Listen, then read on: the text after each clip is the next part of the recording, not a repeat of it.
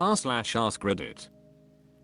Amidinrufus50 says, do you believe in the concept of universal basic income, UB, and how do you think it would impact society positively or negatively?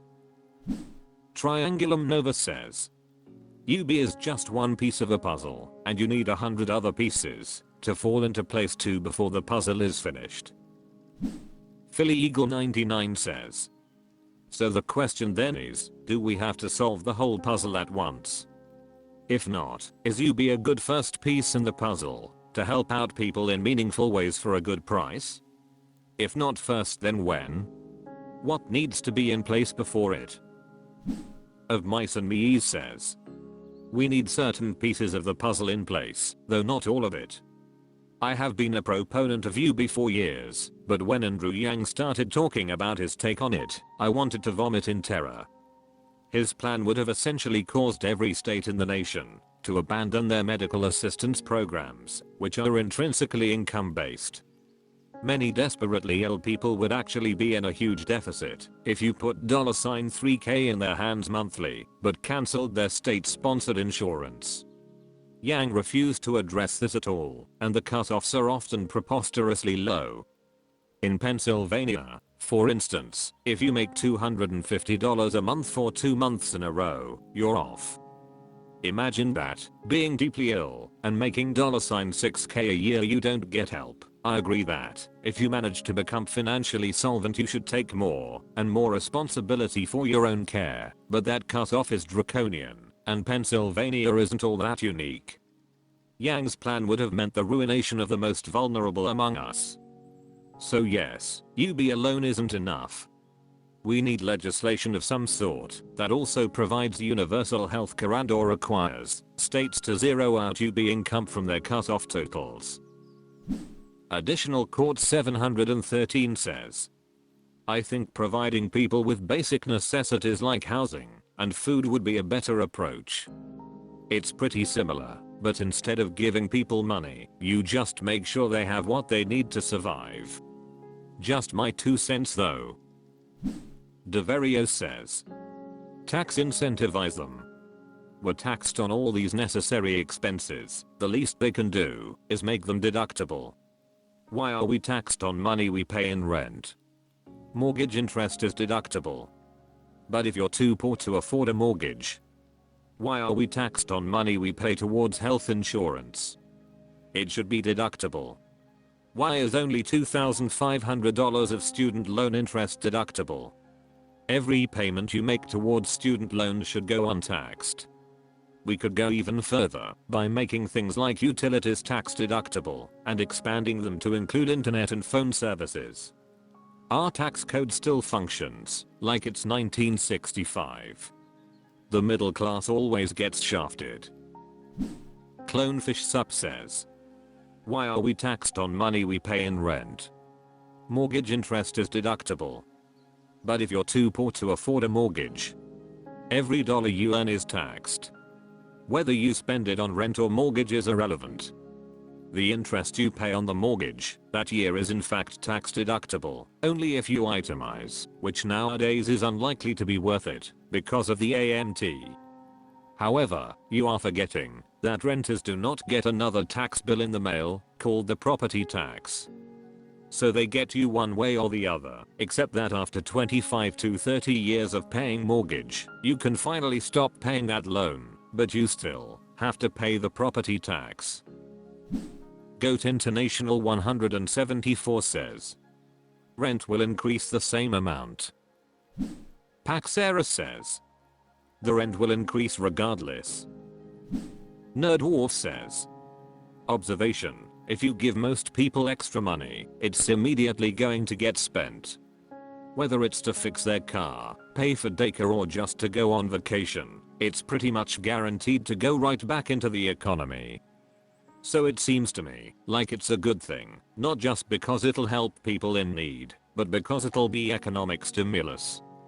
If trickle-down economics is where we hand out money to the rich, they hoard it overseas, and we never see it again, well, I say we call this bubble-up economics, and I think we should give it a try. Yahard Vark says, UB won't work in a capitalist society.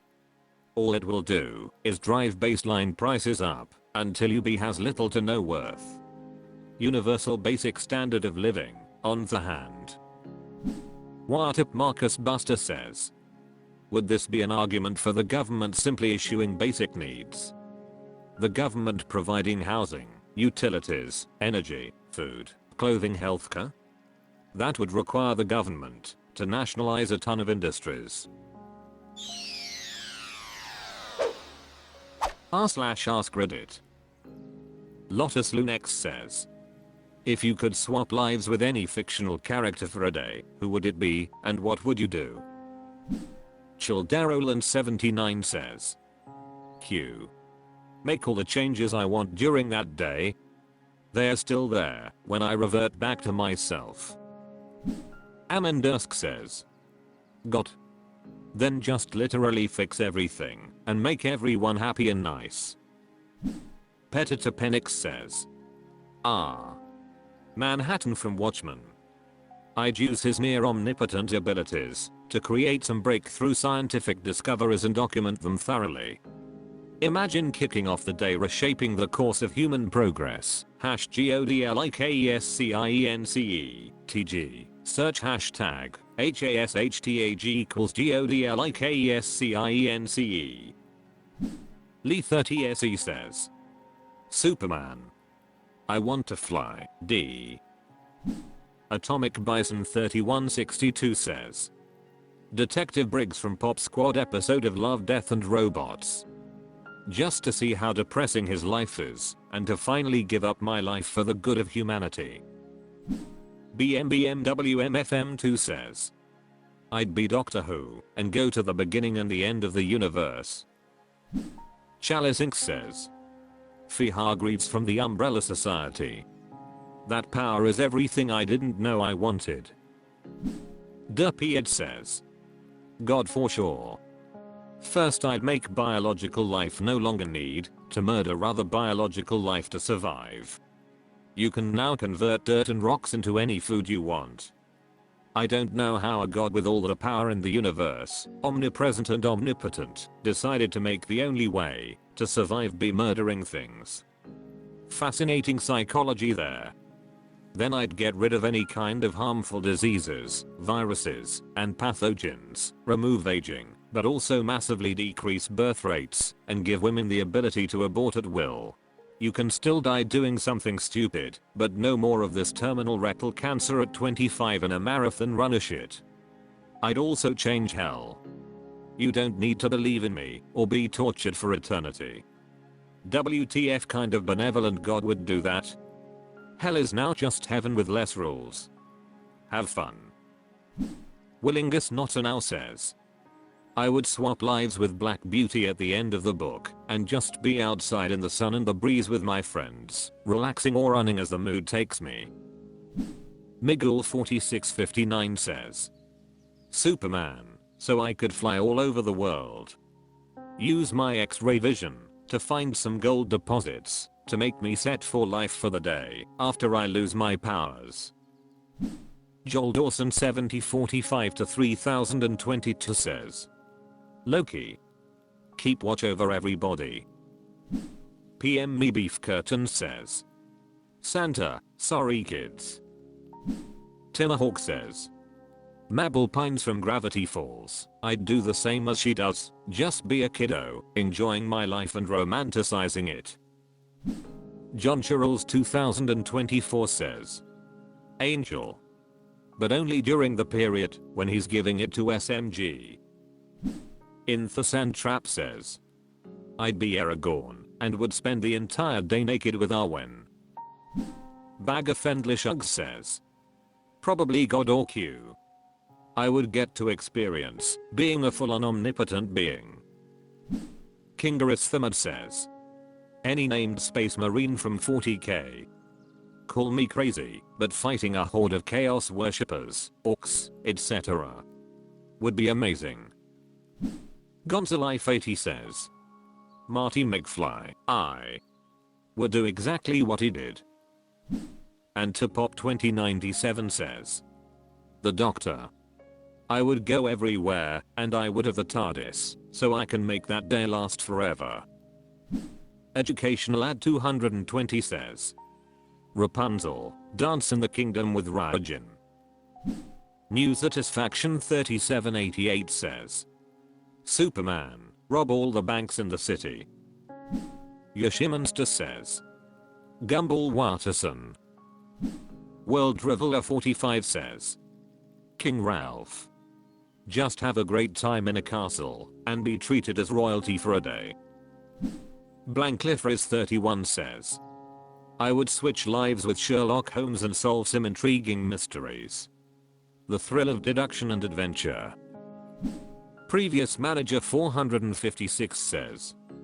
Sherlock Holmes. r/AskReddit. Lakim0 says. What's the most comforting thing to say to someone who's dying from cancer? Timely Egg 6827 says. Let them talk. My mother's big worry wasn't that she was dying. It was getting my dad to accept she was dying. What they are worried about may not what you think. So best just to listen. Usually some practical concerns that need dealt with help them get worries off mind. Edit. Also they can be a time dying. My mum has terminal cancer 5 years. Remember they are more than the cancers, and dark humor can help if the cancer sufferer leads with it. And it's fine for them to be pissed off about it. Tsing the Taco says. I can't imagine what you must be feeling right now, but please know that you're not alone. I'm here for you and I'll listen, support and comfort you through this journey. If it's someone close, tell them you love them. Coffee with Dreams 89 says.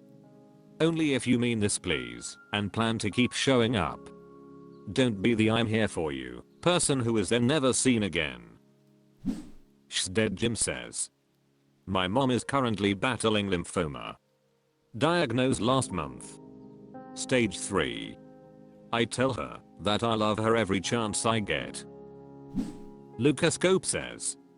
My cousin died from cancer a couple weeks ago. I told him I loved him and I'll see him again. He couldn't talk, so I just talked to him about some nostalgia from when we were kids.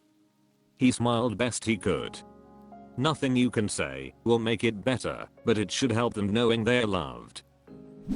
Mala27 says.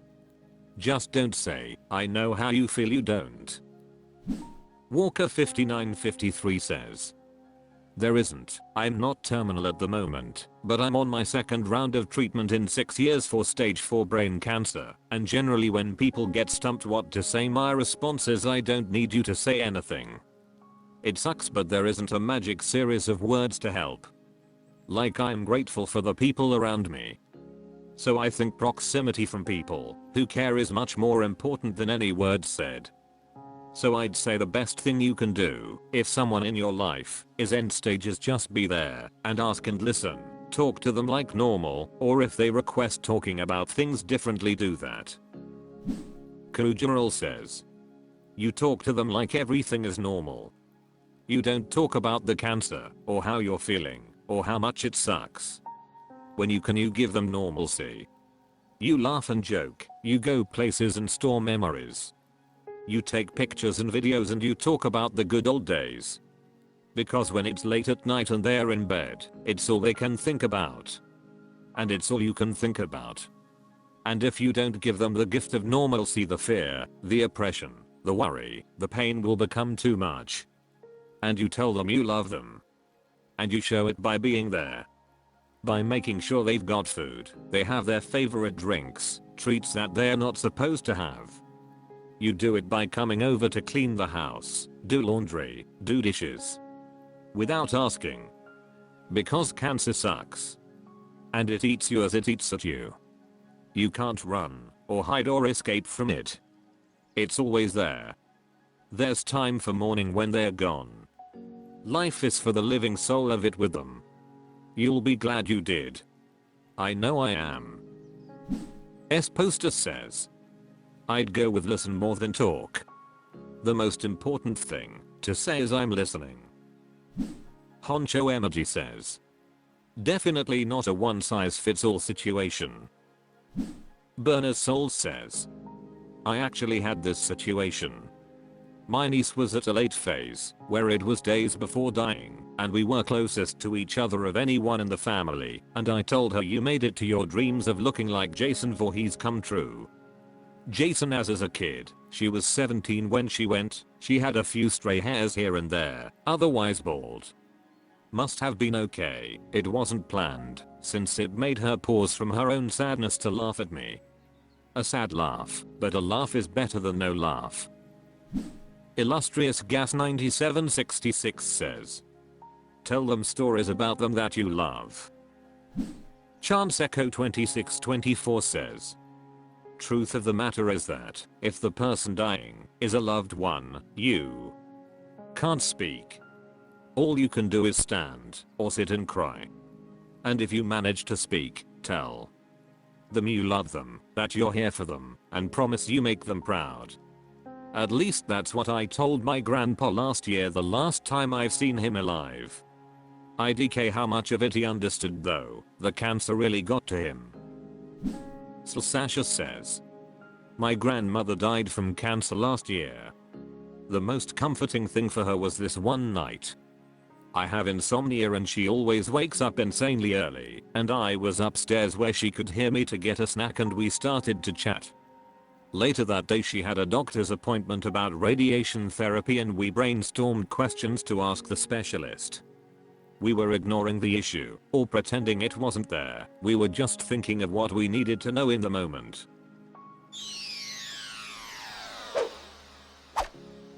That's all for this video, thank you for watching, please subscribe.